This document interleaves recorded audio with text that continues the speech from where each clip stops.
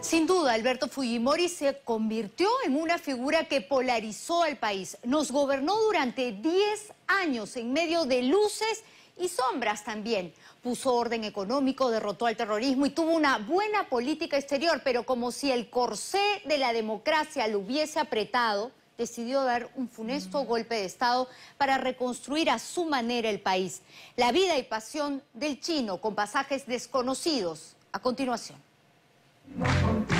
Señoras y señores, me siento honrado de presentar al señor presidente de la República.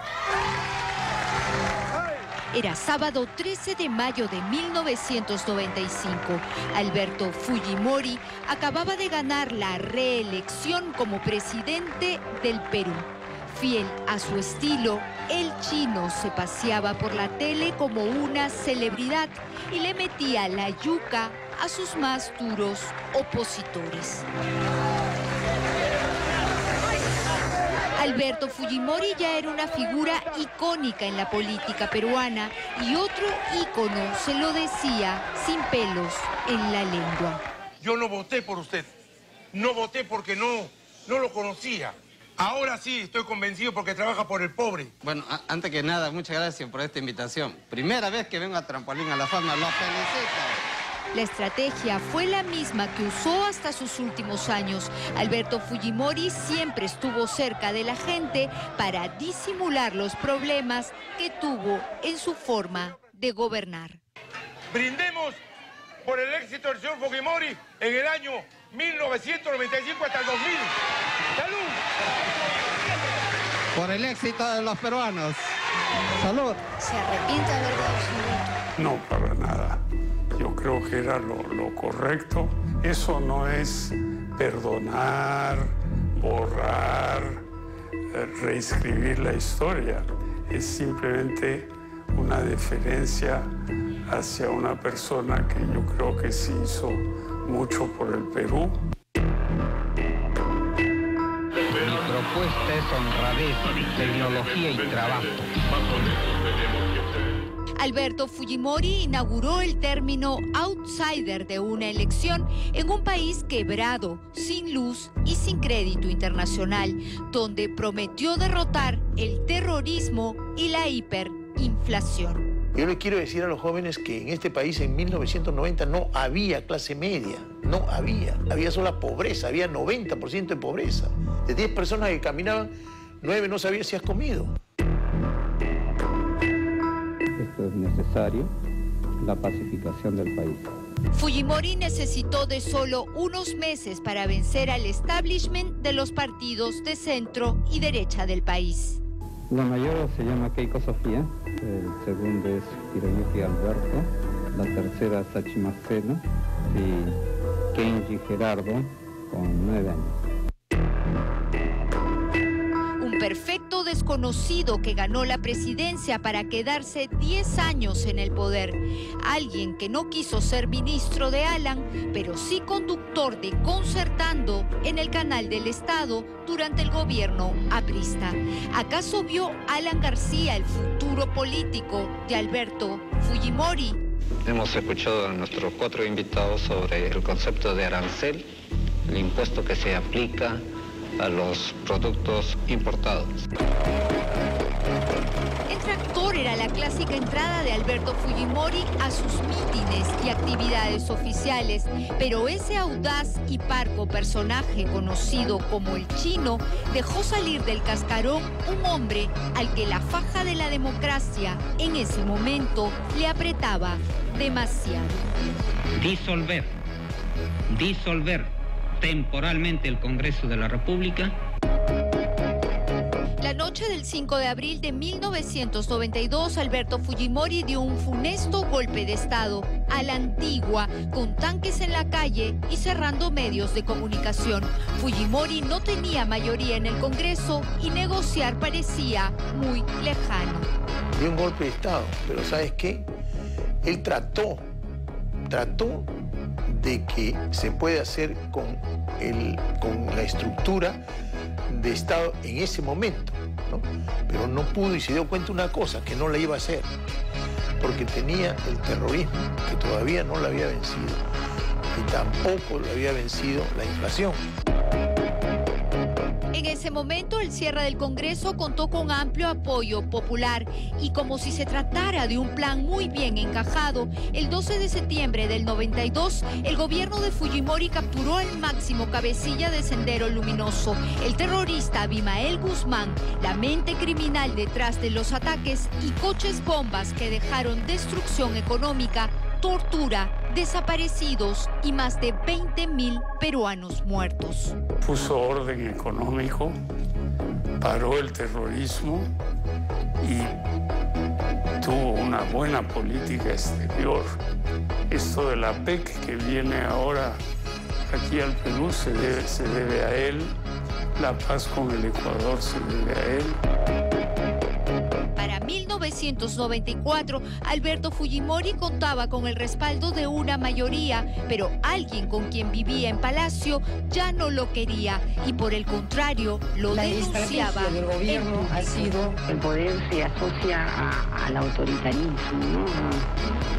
Y hasta cierto punto es dable, pero no llegar a excesos a eso es lo que, bueno, de frente en cámaras, llamarle la atención a mi esposo que baje un poquito. No se puede ceder al chantaje ni a la intimidación, vengan de donde vengan. Susana Higuchi pasó de esposa y primera dama a una suerte de indeseable huésped en Palacio para Fujimori, con fuertes denuncias de maltratos de por medio.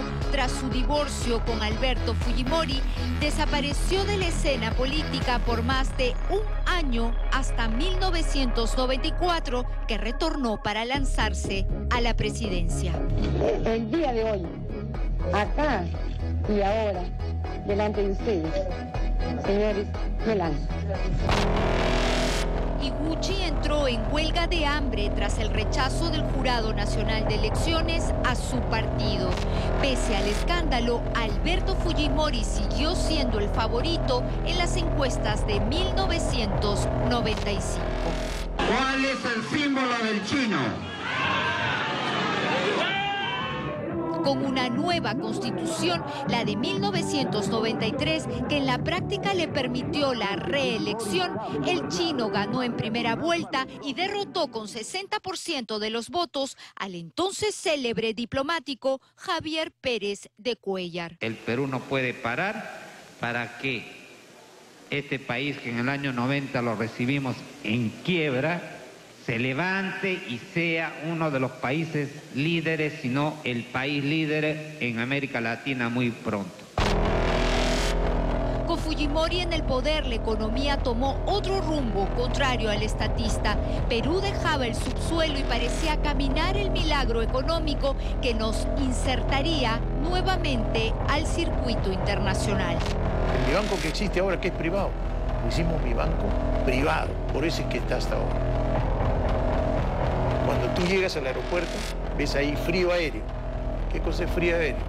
25 empresarios agroexportadores que cuando traían sus espárragos de Chincha o de dentro del país, se les iba el avión y se podría.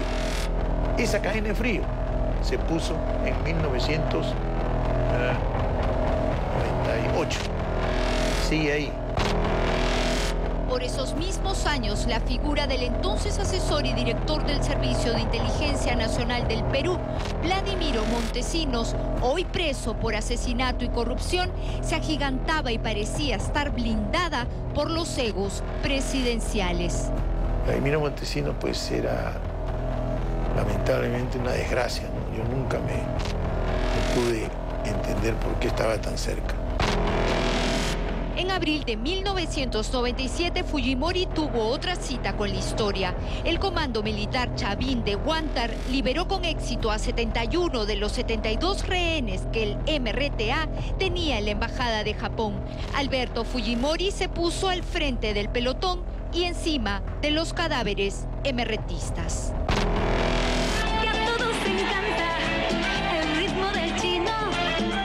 Pero el papel histórico de Fujimori dio un nuevo giro más controversial todavía en el 2000.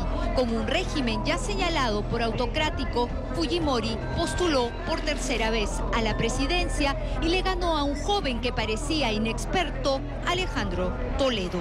Se dijo que Fujimori y Montesinos estaban distanciados, pero tras la difusión del primer Vladivideo el 14 de septiembre de ese año, la era del chino terminó. Alberto Fujimori viajó y buscó el exilio en Japón y renunció no solo por fax al Congreso, sino también a su segundo vicepresidente. Que me manda un fax, ¿no?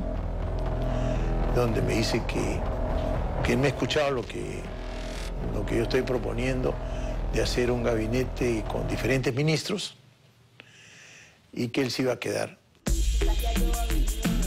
Ricardo Márquez, en ese momento segundo vicepresidente de Fujimori, se quedó al mando de un gobierno que llegaba a su fin. Llamé al servicio de inteligencia y le dije cómo está el país. Y me dijeron de que había manifestaciones en casi todos los departamentos. Y dije que no. Ya habían sido 10 años y la gente quería un cambio.